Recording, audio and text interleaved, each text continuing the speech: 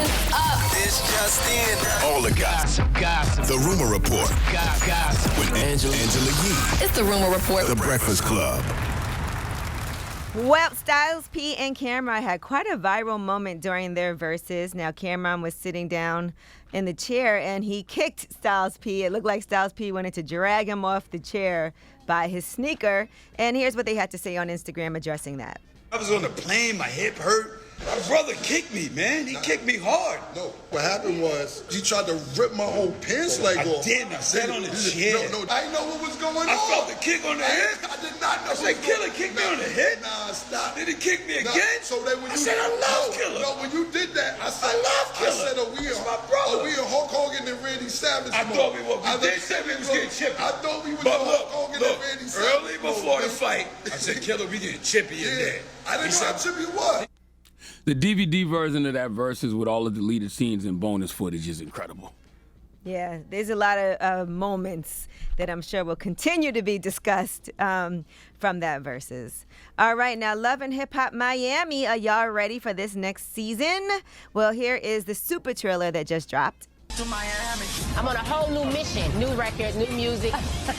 And this season, It's your boy N-O-R-E, Drink Champs, Yappy Hour, make some noise! Okay, my guy, the Yala. The Yala's on Love and Hip Hop Miami this season? Yes. N-O-R-E?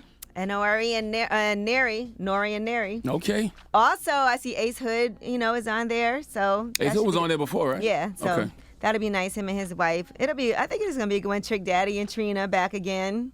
Okay. I think Bobby Lights is back on again. Follow his OnlyFans. All right, now O.J. Simpson. This is interesting. Now, he recently did an interview, and in that, he was talking to The Athletic about basically being in L.A. He said, I have trouble with L.A. People may think this is self-serving, but I might be sitting next to whoever did it. I really don't know who did this. And that's Who him. that talking now? O.J. Simpson. Did what? The murders of his former wife, Nicole Brown Simpson, and Ron Goldman. Okay. He said, I figured eventually somebody would confess to something, I had one suspect I told my lawyers to look at. I still think he might involve, but I can't talk about it. But he did say he has a good life after being released in 2017 after a 9-year sentence over armed robbery and kidnapping felonies. He does know he don't have to talk about this, right? Like, who is he trying to convince? Himself? Like, why? He's sitting next to the person. Exactly. Like, why would you even bring that up in conversation? Yeah, I Because don't he know. thinks that whenever people see him, that's what they're automatically thinking. Right. Which is true, but still. Sheesh. All right, Tashina Arnold has filed for divorce. Now, she split from her husband at the beginning of 2016 after his sex tape scandal with another woman. But now she has pulled the trigger on officially ending that marriage. So she has filed for divorce from Rico Hines this week. And it's been 5.5 years since they separated. So, yes. Wonder what takes so long.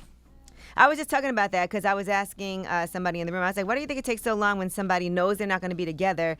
And so sometimes it could be maybe you think you might reconcile, so you take your time with it. It's also financially, you have to pay lawyers. So maybe sometimes people are like, I don't feel like, paying for this. I can just live my separate life here while this person's over there until we can figure it out. But you do have to pay lawyers when you separate. So it could be any of those things. All right, now Mike Tyson has revealed on a recent episode of Hot Boxing with Mike Tyson that he does not want his son Amir Tyson to box.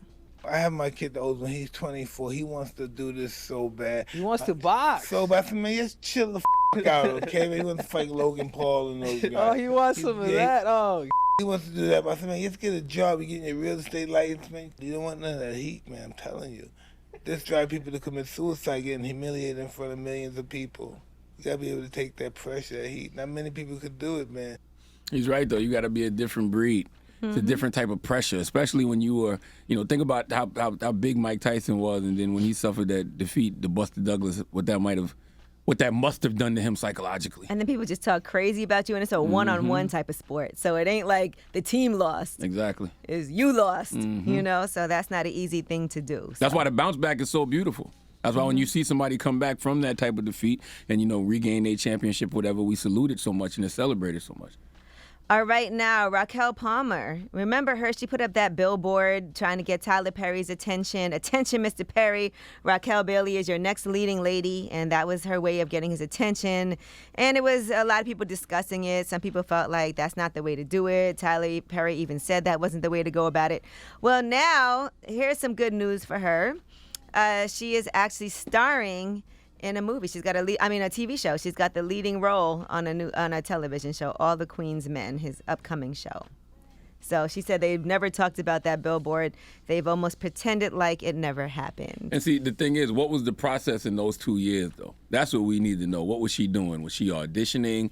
Was she taking acting lessons? I'm sure there was other things that she was doing. Yeah. In these 2 years. And that's what we want to know. We want to know the process. Because some people hear the story, they be like, oh, she put up a billboard, and 2 years later she's starring in the Tyler Perry production. Like, no, there was a process in between that. But I do feel like someone that goes through all that to get seen, I would hope that means you're also doing the work behind the scenes. Because it does feel like if you're spending money on that, you're serious and invested into your career. So it's not like you just put up a billboard and then that's that. Absolutely. But that work behind the scenes has to be talked about. It has to be shown. Because that's what's always missing from social media. People just always see the end result.